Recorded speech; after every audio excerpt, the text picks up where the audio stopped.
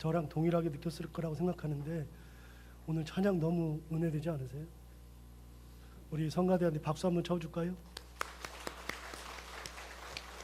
고맙습니다. 신앙생활을 조금이라도 하신 분이라면 요한계시록에는 사도 요한이 반모섬의 유배를 갔다가 동굴에서 성령의 임재를 받고 환상을 보는 가운데 요한계시록을 기록했다는 것을 다 알고 있습니다. 그리고 이 책에는 7교회 교회가 있다는 것도 잘 알고 있죠. 저는 목회자로서 요한계시록을 처음부터 끝까지 전반적으로 다 설교해야 되겠다라고 생각할 때가 많이 있습니다만 쉽게 도전이 되질 않습니다. 이유는 요한계시록은 현재 얘기가 아닐 뿐만 아니라 환상의 얘기가 많이 있어서 이런저런 동물에 대한 이야기, 다른 것들에 대한 이야기가 많아서 해석이 다양하게 존재합니다. 그래서 그 해석을 다 제가 알기가 어렵고 그렇게 많은 해석들 중에서 하나를 선택한다는 것이 다른 것에 대한 논증을 해야 되기 때문에 부담이 있어서 참 도전하기가 쉽지가 않습니다. 자칫 잘못하면 이단에 빠지기가 가장 쉬운 것이 요한계시록이죠. 그러니 더 못하게 됩니다. 그러세일까요? 우리가 잘 알고 있는 종교개혁자이자 장로교회의 시초였던 장 깔뱅은 성경을 전반적으로 처음부터 끝까지 다 주석을 했는데 유일하게 요한계시록만큼은 주석을 하지 않았습니다. 이유는 무엇인가 하면 그 신비함을 다 알 수도 없을 뿐만 아니라 두 번째, 자기가 잘못 해석했을 때에는 그것을 감당해야 될 몫이 너무나도 크기 때문에 못한다라고 이야기를 했습니다. 그러다 보니까 장깔뱅뿐만이 아니라 대부분의 목사들은 요한계시록을 설교하거나 성경 공부하지 않는 경우가 대다수죠. 여기에 참 큰 부작용이 따르는데 교회에서 요한계시록을 설교하거나 공부하지 않기 때문에 그렇기 때문에 성도들이 요한계시록을 잘 알지 못합니다. 제가 설교를 하려고 7별, 7금촛대가 나와서 혹시 인터넷에서는 뭐라고 이야기하나 누가 얘기했나 그러고서 딱 쳤더니 대부분이 뭐가 뜨냐면 신천지 얘기만 뜹니다. 교회에서 하지 않기 때문에 신천지가 자기들의 전유물처럼 사용하는 것이 요한계시록이고 그래서 신천지에 빠진 사람들이 공부하는 것의 대부분은 요한계시록이죠. 그래서 교회에서 가르쳐주지 않고 거기서 가르쳐주니까 뭐가 신비한 것이 있는 것인 양 생각하고 거기가 진리인 양 생각하고 거기를 가는 사람들이 꽤 많이 있습니다. 그러나 절대로 이거는 신비한 것이 아니죠. 어찌되었든지 간에 계시록을 설교하는 것은 쉽지 않은 일이지만 오늘 나오는 7개의 교회는 그렇게 어려운 것은 아닙니다. 왜냐하면 환상으로 되어 있는 것이 아니거든요. 분명한 상황이 존재하고 있고 그거에 대한 해석이 가능하기 때문에 여러 가지 해석이 존재하지 않습니다. 그래서 오늘부터 당분간 저는 7교회에 대해서 설교를 하면서 당시에 7교회에 예수님께서 무슨 말씀을 하셨는지 그리고 현대를 살아가는 우리에게는 무슨 말씀을 하시고 계시고 우리가 어떻게 살아야 하는지를 이 말씀을 통하여 같이 나누도록 하겠습니다. 먼저 1절을 보겠습니다. 1절을 보시면 이렇게 시작합니다. 에베소 교회의 사자에게 편지하라. 오른손에 있는 7뼈를 붙잡고 7 금촛대 사이를 거니시는 이가 이르시되 라고 되어 있죠. 여러분 에베소 교회의 사자에게 편지하라고 이야기하는데 누가 그런 편지를 하라 그러냐면 오른손에는 7개의 별을 붙잡고 계시는 분 그리고 7 금촛대 사이를 거니시는 이라고 되어 있죠. 여러분 7별과 7 촛대가 뭔지부터 알아야 되는데 결론부터 딱 말씀드리면 7별은 교회입니다. 7교회를 의미합니다. 7 금촛대는 뭐냐면 교회에서 촛대에서 빛이 나잖아요. 그런 것처럼 교회에서 발하는 빛, 교회의 사명을 감당할 때 나오는 빛, 그게 7 금촛대죠. 교회와 관련이 있고 교회에서 발하는 빛과 관련이 있는 것이 7별 그리고 7 금촛대죠. 이 말씀은 앞에도 이미 나와 있습니다. 어디에 나와 있냐면 7별과 7 금촛대라는 말이 1장에 이미 나와 있거든요. 1장 16절을 보시면 이렇게 되어 있죠. 거기에 처음 시작할 때 오른손에 7별이 있다라고 시작하고 있잖아요. 여러분 이미 예수님은 오른손에다가 7별을 쥐고 계시는 장면이 1장 16절에 나옵니다. 그분이 말씀하신다는 거예요. 그분이 시키신다는 거예요. 두 번째 1장 12절부터 13절에 응하면 이렇게 되어 있어요. 몸을 돌이켜 나에게 말한 음성을 알아보려고 돌이킬 때에 7 금촛대를 보았는데 촛대 사이에 인자 같은 이가 발에 끌리는 옷을 입고 가슴에 금띠를 띠고 있다라고 되어 있잖아요. 7 금촛대 얘기가 이미 1장에 나옵니다. 그 7 금촛대 사이에 누가 계시느냐? 인자 같은 이 예수 그리스도죠. 주님께서 계시는데 주님께서 어떤 옷을 입으셨냐면 발에 끌리는 옷을 입고 계시고 가슴에는 금띠를 하고 계시는 그분이 계십니다. 자, 예수님은 이미 금촛대 사이를 걸었습니다. 여러분, 이 말씀의 의미는 분명히 집니다. 7별을 누가 쥐고 계시느냐? 예수님이 쥐고 계시고 7 금촛대 사이를 누가 거닐고 계시느냐? 예수님이 거닐고 계신다. 분명히 지는 게 하나가 있죠. 교회를 누가 쥐고 계시냐면 예수님이 쥐고 계신다. 그 말은 뭐냐면 이 교회의 주인은 바로 예수 그리스도라는 겁니다. 이것을 인식하는 것이 굉장히 중요한데요. 왜냐하면 사람들은 이 개념을 가지고 있다가도 어느 순간에 잊어버릴 때가 있고 일부러 잊고 사는 경우도 있습니다. 그러다 보니까 교회의 주인이 바뀌어요. 여러분, 교회의 주인은 예수님이라 그랬잖아요. 7별을 쥐고 계시니까 예수님이 주인이신데 놀랍게도 이걸 잊어버리는 순간에 주인이 바뀝니다. 예수님이 주인이 아니라 목사가 주인이 될 때가 있고 성도들이 주인이 될 때가 있습니다. 여러분, 그런 경우가 있어요. 그런 경우 목사이건 성도이건 상관없이 교회의 주인의 자리, 예수님의 자리를 빼앗는 순간에 그 모임은 교회의 모임이 아닙니다. 그 모임은 사람의 모임일 뿐이지 교회의 모임이 아닙니다. 주님께서 주인 되셔야 그 교회가 진정한 교회입니다. 아니면 다 망하고 맙니다. 에베소서 1장 22절에 의하면 이렇게 되어 있죠. 하나님께서 만물을 그의 발 아래에 복종하게 하시고 그를 만물 위에 교회의 머리로 삼으셨느니라. 예수님은 교회의 머리십니다. 골로새서 1장 18절에도 동일한 얘기를 합니다. 그는 몸인 교회의 머리시라. 그가 근본이시요 죽은 자들 가운데서 먼저 나신 이시니 이는 친히 만물의 으뜸이 되려 하심이다. 여러분, 예수님을 보고 뭐라냐면 교회의 머리다, 주인이시다, 으뜸이 되셨다라고 이야기하죠.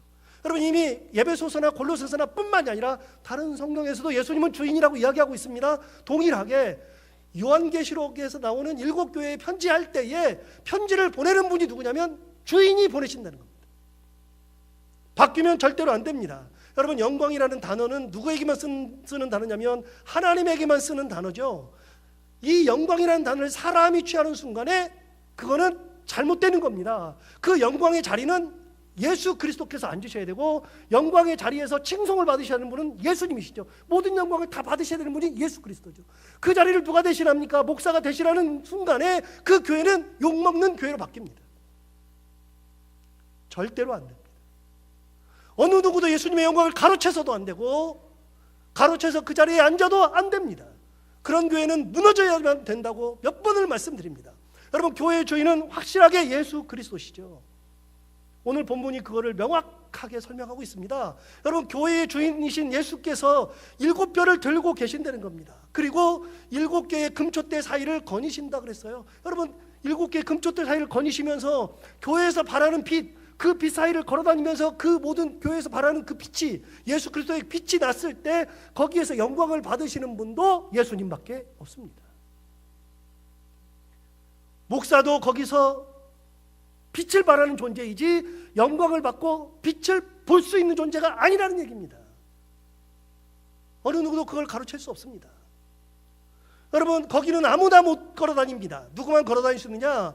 예수 그리스도만 걸어다닐 수 있는 거죠. 강화도에 가면은 강화에서 첫 번째 세워진 교산교회가 있습니다. 다녀오신 분들도 있고 저랑 같이 가서 설명을 들으신 분도 있어요.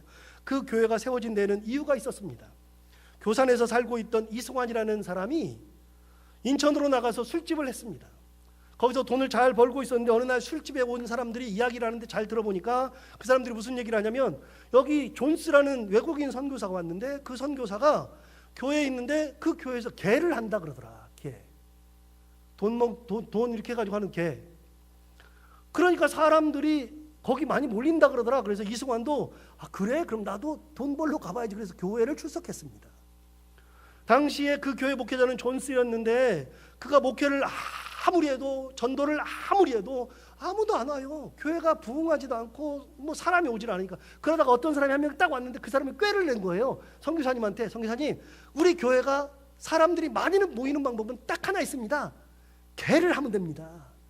그랬더니 진짜 개를 했어요. 개를 했더니 사람들이 막 몰렸어요. 선교사님이 계시니까 안전하다고 생각했어요. 막 몰렸어요. 순식간에 50명이 넘게 불었습니다. 여러분, 그렇게 사람들이 모여서 예배도 드리고 기도했어요. 개만 한 게 아니라 모인 사람하고 예배도 드렸습니다. 그런데 문제는 여러분 아시죠? 개 하면 무슨 일이 벌어집니까? 왕주가 뜁니다.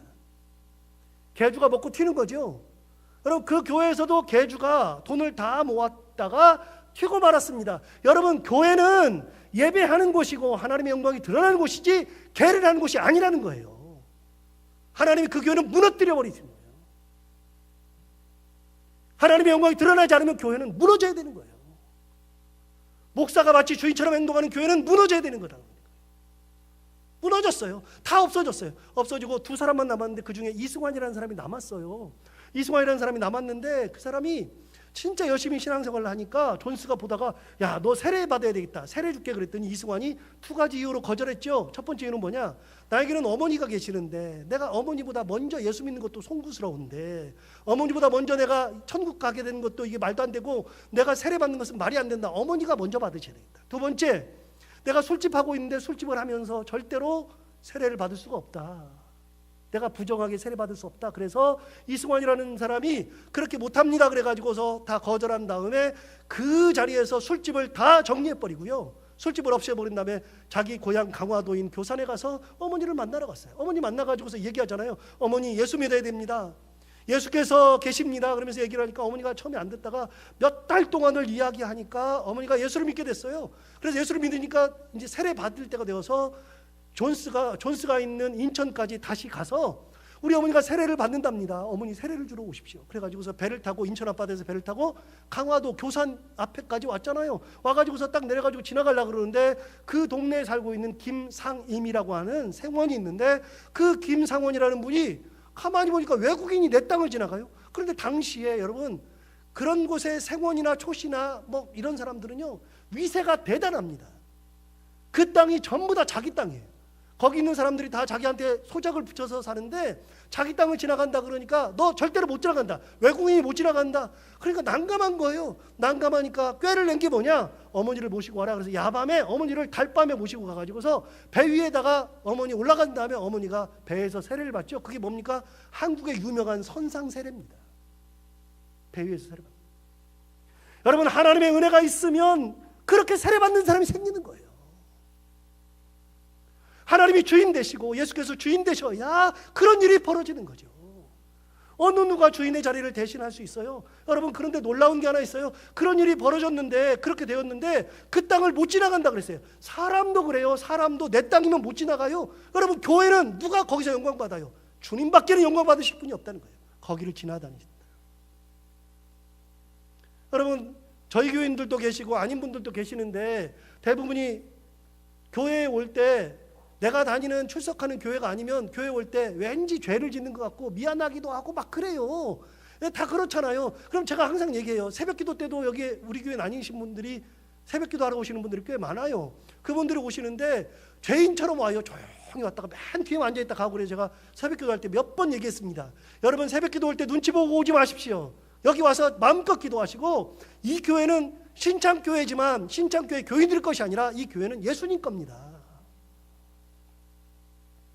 주일 예배도 마찬가지예요. 여기에 앉아 계신 분들이 뭐 신창교회 교인이건 아니건 아무 상관이 없어요. 이 교회는 누구 거냐면 예수 그리스도의 것이에요. 사람 것이 아니라고요. 근데 우리는 남의 것만 가면 남의 거라고 생각하고 교회도 우리 교회 니네 교회 다 그러잖아요. 우리 교회 니네 교회. 예수님한테는 우리 교회 니네 교회가 없어요. 다 내 교회지. 주님께서 그 교회 사이를 돌아다니면서 빛을 받으시고 영광이 드러나는 거니까. 여러분 그분이 편지하는 거예요. 그분이. 야 내가 너희들 주인이야. 내가 너희들한테 영광을 받아. 내가 편지하는 거다. 그러면서 편지 내용이 2절부터 쭉 나오는 거예요. 오늘은 시간이 안 되니까 3절까지만 볼 텐데 2절 3절을 한번 보도록 하겠습니다. 2절과 3절에 보시면 이렇게 돼 있죠. 내가 내 행위와 수고와 내 인내를 알고 또 악한 자들을 용납하지 아니한 것과 자칭 사도라 하되 아닌 자들을 시험하여 그의 거짓된 것을 내가 드러낸 것과 또 내가 참고 내 이름을 위하여 견디고 게으르지 아니한 것을 아노라 라고 되어 있어요. 무슨 말이에요? 말이 여러 가지가 있으니까 잘 이해가 안 되지만 딱 하나입니다. 딱 하나. 뭐냐면 안다는 겁니다. 예수님께서 아신대요. 에베소 교회 할 때 아신대요. 자, 2절부터 제가 읽어볼게요. 내가 내 행위와 수고와 내 인내를 안다. 내가 네가 했던 행위, 수고와 인내를 안다. 두 번째, 악한 자들을 용납하지 아니한 것, 자칭 사도라 하되 아닌 자들을 시험하여 그의 거짓된 것을 내가 드러낸 것, 내가 참고 내 이름을 위하여 견디고 게으르지 아니한 것을 아노라. 예수님 무슨 말씀하세요? 안 돼요. 네가 살아왔던 것을 다 안다. 네가 행했던 것을 다 안다. 네가 수고했던 거 다 안다. 네가 인냈던 거 안다. 자칭 선지자라는 사람을 드러낸 것도 안다. 네가 게으르지 아니한 것도 안다. 견뎠던 것도 안다. 다 안돼요. 여러분, 모르는 것이 없이 다 안돼요. 그런데 놀랍게 안다는 표현이 여기에는 2번 나오지만 다른 7개의 교회 중에서 지금 첫 번째 교회니까 나머지 6개 교회는 어떨까요? 6개 교회에 놀랍게도 안다는 표현이 다 나옵니다. 2장 9절 한번 볼까요? 2장 9절을 보면 서머나 교회에 편지할 때 뭐라 그러냐면 내가 내 환난과 궁핍을 안다. 2장 13절 버가모 교회에 편지할 때 이렇게 했습니다. 내가 어디에서 사는지를 내가 안다. 2장 19절 두아데라 교회에 편지할 때 내가 내 사업과 사랑과 믿음과 섬김과 인내를 안다. 3장 1절 사대교회에 편지할 때 이렇게 했습니다. 내가 내 행위를 안다. 3장 8절 빌라델비아 교회에 편지할 때 이랬습니다. 내가 내 행위를 안다. 3장 15절 라우디게아에 편지할 때 이렇게 얘기했습니다. 내가 내 행위를 안다. 놀랍게도 예수님께서 교회에 편지할 때마다, 왜요? 내가 죄인이거든요. 내가 이 교회를 다 잘 알거든요. 여러분, 다 안돼요. 7교회 공통적으로 나오는 단어가 안다는 표현입니다. 그런데 여러분, 안다는 표현이 얼마나 심오한지 아십니까? 안다는 표현은 우리가 안다고 얘기를 하지만 사실은 달라요. 뭐가 다르냐면 깊이가 다르고 넓이가 달라요. 쉽게 말해볼까요? 예를 들어볼까요? 여러분들이 저 알잖아요. 저 알죠? 우리 교인들은 좀 많이 알죠? 오늘 처음 나오신 분들은 이름 정도 알죠? 얼굴인지 알죠? 안다고 다 얘기해요. 안다고 다 얘기하는데 달라요.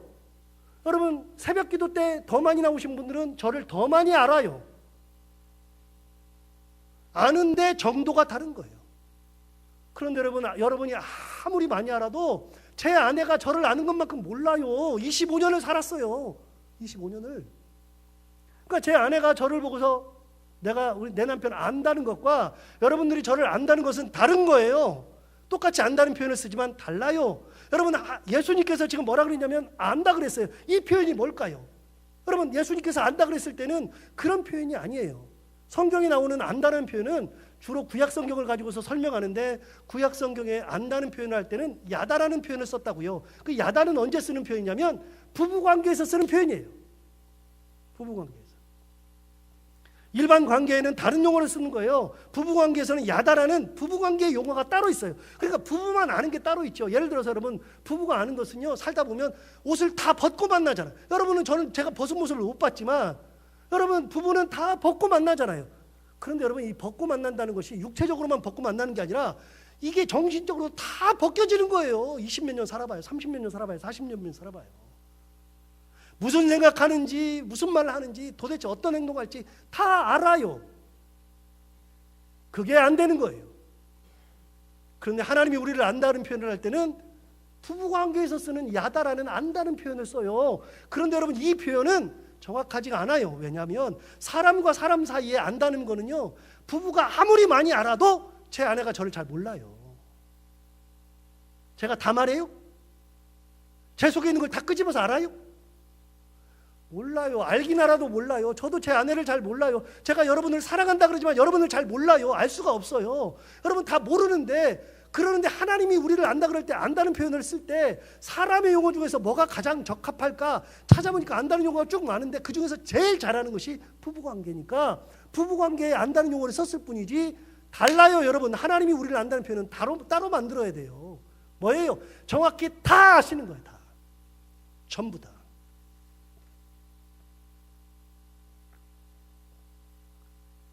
여러분, 하나님께서 우리에 대해서 모르시는 것이 하나도 없어요. 정확하게 다 아십니다. 근데 저는요, 이 안다는 표현을 들을 때마다 그렇게 좋아요. 힘이 돼요.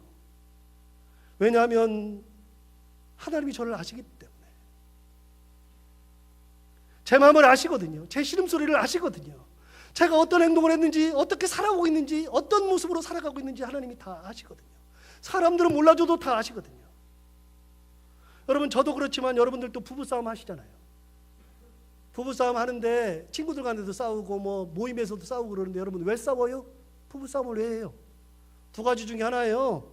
생각이 달라서 싸우는 거예요. 서로 자기 생각 맞다고. 두 번째는 오해해서 싸워요. 오해해서 잘 몰라가지고. 저도 많이 싸워요. 오해하는 경우도 많고. 그럼 우리 집사람 가끔 그래요. 왜 이렇게 모르냐고. 내 마음을 왜 모르냐 그래요. 어떻게 알아요? 알기는 모르죠. 오해하니까 싸워요. 맞아요. 우리는 진짜 몰라요. 서로의 마음을 몰라요.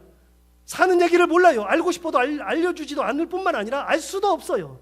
여러분, 제가 목사잖아요. 목사니까 신방을 하기도 하고 많이 듣기도 하고 만나서 물어보기도 하고 그래서 여러분들에 대해서 조금 알기는 알지만 여러분들을 정확히 잘 모릅니다. 어떤 경우는요, 목사한테 얘기 안 하는 경우도 굉장히 많습니다. 제가 알고서 기도하려고 해도 모르는 경우가 태반이에요. 진짜 잘 몰라요. 많은 경우가 목사한테 다 털어내지 않아요. 담임 목사인데도 그래요. 담임 목사인데도 잘 몰라요. 아픈 거 얘기 안 할 때도 많고요. 경제적인 거 얘기 안 할 때도 많고요. 남편과의 문제, 아내와의 문제, 자식들 문제 얘기 안 할 때도 참 많아요. 그럼 여러분, 하나님은 다 아신다는 거예요. 내가 무슨 생각하는지, 내가 한숨 쉬는 거지 무엇인지, 내가 지금 하는 것이 무엇인지 다 아시는 거예요. 그게 그렇게 은혜가 돼요. 저는 하나님이 나를 안다, 우리를 아신다는 게 진짜로 좋아요. 그래서 나는 하나님이 좋아요. 너무나도. 여러분, 저는 가끔 제가 사랑받는 이유를 생각해 봐요. 하나님이 저를 사랑한다고 생각하거든요. 왜 이렇게 사랑받을까? 그러면 생각해 보면요, 많아요. 대단하죠? 많아요. 진짜 많아요. 저 하나님 진짜 사랑하거든요. 하나님 사랑하기 때문에 하는 것들도 많거든요. 지금까지 그렇게 살아왔거든요.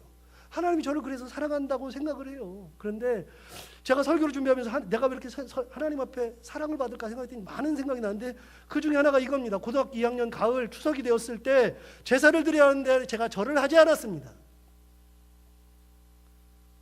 절을 하지 않고 버텼습니다. 여러분, 대단하죠? 하나님이 사랑할 만하죠? 얼마나 대단하냐? 그러고 말면 잘 모르는 거예요. 여러분이 고등학생이 그런 결단하는 거 쉬운 게 아니거든요. 제가 그렇게 하기 위해서 심장이 콩닥콩닥하고 그날 아침에 이러다 내가 죽지, 내가 끝나지 싶은 생각이 얼마나 많아가지고 며칠 전부터 잠을 못 잤던 거 여러분 아십니까? 제가 그것 때문에 기도하기를 3개월을 기도했습니다. 고등학교 2학년짜리가. 하나님 앞에 3개월 동안 기도하면서 하나님 아버지, 내가 진짜 이번에는 안 할 겁니다. 왜요? 그 전에 하려고 그러다가 못했거든요. 설 때 하려고 하나님 나 이번에 안 합니다 그러고 했거든요. 그래갖고 이번에 추석에는 죽어도 안 하리라 그러고서 버티기라. 제가 하나님 앞에 3개월을 기도했거든요. 하나님 나 이대로 가면 어떻게 될지 몰라요. 하나님 몰라. 그러면서 제가 3개월을 하루에 6시간 기도할 때 계속해서 기도했습니다. 여러분, 그렇게 기도했었습니다. 저는 하나님이 그냥 내 기도 응답을 들어줬다고만 생각하고 살았어요. 그런데 신앙이 깊어지니까 무슨 생각이 드냐면 하나님이 다 알고 계셨구나. 들으셨구나. 하나님이 전부 들으세요. 아세요.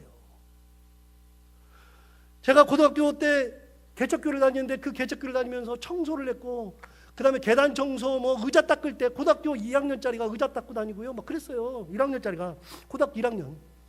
의자 닦고요. 계단 청소하고 화장실 청소했는데 화장실 청소하는데 그렇게 기분이 좋은 거예요. 정말 이게 은혜로 하니까 그때는 막 다 은혜고 다 감사. 그래서 너무너무 기분이 좋은 거예요. 청소를 하면서도. 그렇게 했는데 하나님이 그걸 다 보셨구나.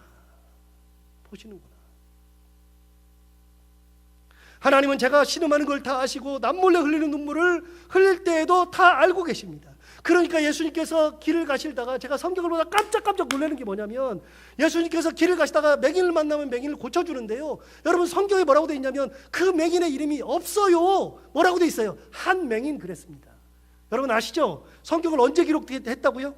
성경을 기록한 거는 언제 기록했냐면 예수님 당시에 그날 있었으니까 그날 일기 쓰듯이 써가지고 기록한 게 아니라니까요. 성경 언제 기록했어요? 성경은 예수님이 돌아가시고 난 다음에 최소한 30년 지나야지 성경이 마가복음이 처음 나옵니다. 첫 번째 성경 예수님에 관련된 거 마가복음이라고 얘기하거든요. 30년 지나서 예수님이 33년에 돌아가셨는데 AD 60년이 지나서 마가복음이 나오기 시작해서 그 다음에는 마태, 누가, 요한이 나오는데 30년, 40년, 50년이 지났습니다. 그런데 여러분, 그 사람이 예수님께서 맹인을 고쳐준 것을 다 알아요. 마가도 알고 마태도 알고 누가도 알고 요한도 다 알아. 다 아는데 그 사람의 이름을 모르겠네. 이름 알면 다 썼죠. 삭개오라고 쓰고 바디메오라고 쓰고 다 썼겠죠. 그런데 그 사람을 이름을 몰라요. 모르니까 뭐라고 써요? 한 맹인이라고 썼습니다. 여러분, 그 맹인이 왔을 때 예수님은 그 맹인을 고쳐줍니다. 놀랍게도 예수님께서 여리고성을 갈 때 한 맹인이 와가지고서 예수님한테 부릅니다. 예수님, 예수님 부르면서 오니까 이 사람들이 막아요. 막을 때 예수님의 제자마저도 막았습니다. 뭐라고 막았습니까? 시끄럽다. 시끄럽다. 다윗의 자손 예수여 나를 불쌍히 여기소서 그랬을 때 많은 제자들이 막았습니다. 시끄럽다. 시끄럽다. 예수님 왜 이렇게 힘들게 하냐? 시끄럽다. 저리 가라. 그 사람이 더 힘줘서 얘기합니다. 다윗의 자손 예수여 나를 불쌍히 여기소서. 그랬을 때 예수님이 어떡하세요? 그 사람 앞에서 멈춰 섰어요. 여러분, 그 사람의 맹인의 아픔을 누가 알아요? 그 사람이 맹인으로서 살아온 그 한을 누가 알아줘요? 몰라요. 제자들도, 예수님의 제자들도 그 사람이 시끄럽다고만 얘기하지 그 사람의 아픔을 읽어줄 줄 몰라요. 그런데 여러분, 누가 읽어요? 예수님이 읽더라고요. 예수님이 그 마음을 읽어줘요. 몇 개월 전에 설교했던 베데스다 연못에서, 베데스다 연못은 예루살렘 성 안에 있는데 베데스다 연못이 있는데, 예수님께서 첫 번째 예루살렘에 갔을 때, 유월절을 지키기 위해서 베데스다 연못에 갔을 때에 거기에 환자가 있었는데, 환자들이 많았는데 그 중에 38년 된, 나면서부터 못 걸었던 38년 된 병자가 앉아 있었잖아요. 그가 앉아서 뭘 기다리냐면, 베데스다 연못에 천사가 내려와서 물을 움직였을 때 가장 먼저 들어가는 사람은 무슨 병이든지 낫더라. 그래서 자기도 들어가가지고 나으려고 38년 동안 있었는데, 나는 걷지를 못하니까 손으로만 다녀요. 손으로만 다니면서 들어가려고 그러면 누군가 들어가서 나와버렸어.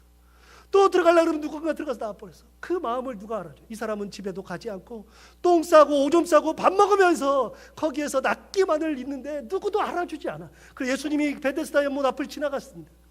그런데 여러분, 그 기록을 보면 진짜 놀라운 게, 그때도 얘기했지만 놀랍고도 놀라운 게 뭐냐면, 예루살렘에 이렇게 들어가셨을 때, 성 안으로 들어가셨을 때, 성 안으로 들어가다 보면 볼 게 얼마나 많아요. 성전이 보이고 사람들이 보이고 지나다니는 사람, 옷 입은 거, 양들이 보이고 뭐 연못도 보이고 뭣도 보이고 다 보이는데, 놀랍게도 성경은 그런 얘기를 한마디도 하지 않고 베데스다 연못에 있는 한 사람에 대해서 이야기하기 시작합니다.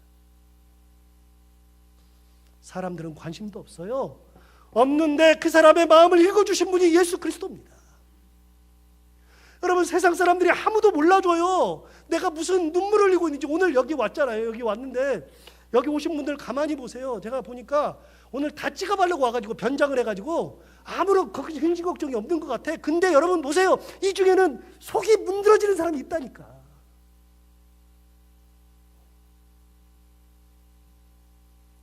이 중에는 죽을 만큼 있는 사람도 있다니까요. 목사가 읽지 못하는 아픔을 가진 분들이 계시다니까요. 어떤 사람은 건강 때문에, 어떤 사람은 자녀 문제 때문에, 어떤 사람은 부모 때문에, 어떤 사람은 남편 때문에, 어떤 사람은 부인 때문에, 어떤 사람은 경제 때문에 사업하다가 되지 않아 가지고서 눈물 흘리고, 하나님 어떻게 하고서 이 자리에 나오신 분들이 있어요. 겉으로 볼 때는 다 찍어 발랐고 예쁘게 입고 왔으니까 다 똑같은 것 같은데 안 똑같아요. 성경은, 이 사람들은 똑같지가 않아요. 다 달라요. 다른 사람들이 와 있어요. 와 있는데 제가 못 읽어주는데 하나님은 어떻게 하신다고요? 아신다고요. 내가 한숨 짓는 거, 신음하는 거를 아세요. 저는요, 하나님이 우리를 아신다는 표현이 그렇게 좋아요. 아무도 모르는데 나는 알아요. 하나님이 나를 알고 계세요. 제가 유학할 때 모함을 받은 적이 한 번 있습니다. 제가 하지도 않았는데 제가 했다고 뒤집어 씌워서 본인의 잘못을 덮으려고 했던, 제가 모시던 목사님이 계셨습니다. 저는 영국에 있고 하지도 않았는 일인데 한국 교회에서 그런 일이 있었으니까 저로서는 변명할 기회도 없었습니다. 변명이라도 하고 싶은데 변명할 기회도 없었습니다. 한국에 올 수도 없었습니다. 이런 소식을 모르면 좋은데 꼭 저한테 전화해 주는 사람이 있다. 그런 거는 얘기 안 해줘도 되잖아요. 되는데 꼭 저한테 전화를 해줘서 알게 해요. 그거를 딱 듣는 순간부터 진짜 억울한 거예요. 너무 억울해. 내가 한마디라도 했으면 좋은데 한마디도 해본 적이 없는데 너무 억울한 거예요. 그러니까 막 미치겠는 거예요. 그때부터는 숨이 안 쉬어지는데요. 저는 우리 어머니한테 물려받은 심장에 안 좋은 기형이 있다고 그러죠. 심장이 안 좋다고요. 검사를 해보니까 알았어요. 심장이 안 좋아가지고 가슴 숨이 가쁠 때가 있죠. 심장이 안 좋으니까. 그리고 폐가 안 좋아가지고 나중에 죽으면 폐나 심장 때문에 죽겠다 그런 생각해요. 말도 안 되는 얘기 같지만 심장이 그렇지 않아도 안 좋아가지고서 저는 콜레스테롤이 엄청 쌓여요. 약을 먹지 않으면 콜레스테롤을 감당을 못해요. 희한하게 꼬불꼬불해가지고요 거기에 피가 제대로 흐르질 않아요. 그래서 압력이 엄청 세요. 그래서 고혈압이 막 오고요. 심장이 엄청 기형이에요. 그런데 어머니한테 받은 그 심장도 안 좋아 죽겠는데 그런 일이 있으니까요 숨을 못 쉬는데 제가 6개월 동안 진짜 숨을 못 쉬겠더라고요.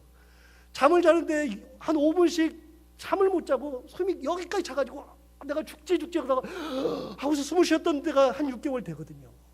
너무 억울해요. 미치겠더라고요. 그런데 놀라운 일이 있습니다. 저는 그러고서 하나님한테 기도도 하고 풀려고도 했는데 안 풀어져요. 안 풀어지는데 놀랍게도 하나님이 한 7년 걸려서 풀어주시더라고요. 7년 만에 풀렸어요. 7년 만에. 근데 지금도 분해 죽겠어요.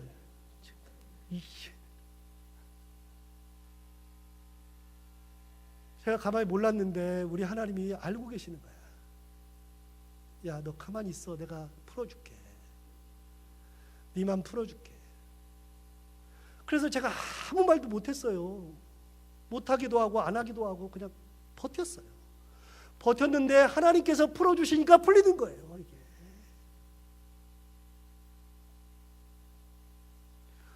먹고 살 것이 없어가지고 주워 먹으면서도 그래도 나는 하나님만 보겠다 그러고 살았어요. 그런데 그런 모함을 당하니까 너무 힘드는 거죠. 여러분 보세요. 저나 여러분이랑 똑같잖아요. 말 못할 사연들이 너무 많아. 할 수도 없어. 해봐야 입만 아프고요. 누가 내 마음을 듣는다 그래서 알아주는 게 아니에요. 근데 내가 한숨 지을 때, 내가 괴로울 때, 외국에서 힘들 때, 무슨 일이 있을 때 다른 사람 모르는데 예수님 뭐라 그러냐면 내가 안다. 내가 안다. 여러분 제가 제일 좋아하는 구절 중에 하나가 시편 139편이라고 몇 번 말씀드렸는데 시편 139편은 다윗이 한 얘기거든요. 다윗의 시인데 시편 139편은 버릴 게 없어요. 버릴 게 없는데 다윗이 이렇게 노래했어요. 여호와여 주께서 나를 살펴보셨으므로 나를 아시나이다. 주께서 내가 앉고 일어섬을 아시고 멀리서도 나의 생각을 밝히 아시오며 내가 나의 모든 길과 내가 눕는 것을 살펴보셨으므로 나의 모든 행위를 익히 아시오니 여호와여 내 혀의 말을 알지 못하시는 것이 하나도 없으시니이다. 누구 얘기예요? 다윗 얘기예요. 다윗이 그렇게 얘기했다. 제가 그래서 여러분 몇 번 이렇게 설교할 때마다 이 얘기를 하면 꼭 물어보는 게 있어요. 여러분 어저께 몇 번 앉았다 일어났죠? 몇 번 앉았다 일어났어요? 아, 그걸 몰라요? 여러분들이 했는데? 제가 어저께 설교 준비하면서 오늘 이 설교를 하려고 다 셌다니까요? 저는? 그래요? 미쳤죠? 왜 그런 짓을 해요? 안 세요. 그거를 왜 세요? 세지 않죠. 저도 몰라요. 하나님 뭐라 그러세요? 앉고 일어섬을 아신다. 눕는 것을 아시고 일어나는 것도 아시고 내 생각을 모르시는 것이 하나도 없으시니이다. 누구 얘기예요? 다윗 얘기라고요. 다윗 얘기. 다윗이 그 얘기했다고요. 하나님은 다 아십니다. 여러분 다윗처럼 억울한 사람이 있어요? 다윗은 저는 그것 때문에 진짜 수년 고생했지만 다윗은 그게 아니라요. 자기 죽이려고 자기 죄도 없잖아요. 내가 언제 왕 된다 그랬어요? 누가 와서 나보고 사무엘을 보고 와서 기름 부어달라 그랬어요?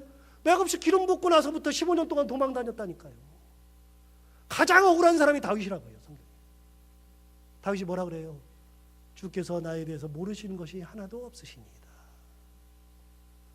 우리를 다 아시는 하나님, 나의 신음과 나의 아픔을 다 아시는 하나님. 오늘 얘기했어요. 예수님이 얘기했어요. 내가 너희들 다 안다. 네 행위도 알고 수고도 알고 인내도 알고 이단을 걸러낸 것도 알고 네가 게으르지 않은 것도 알고 네가 끝까지 나한테 충성한 것도 내가 다 안다. 여러분 그분이 우리 주님이세요. 그 예수님과 동행하며 여러분 세상 사람들이 몰라줘도 하나는 생각하면 돼. 주님은 아신다. 주님은 내 마음 아시지. 이렇게 주님과 동행하는 모든 분들이 다 되기를 바랍니다. 기도하겠습니다. 하나님 아버지 오늘도 귀한 말씀을 전해주셔서 감사합니다. 주님께서 이런 분이신데 우리의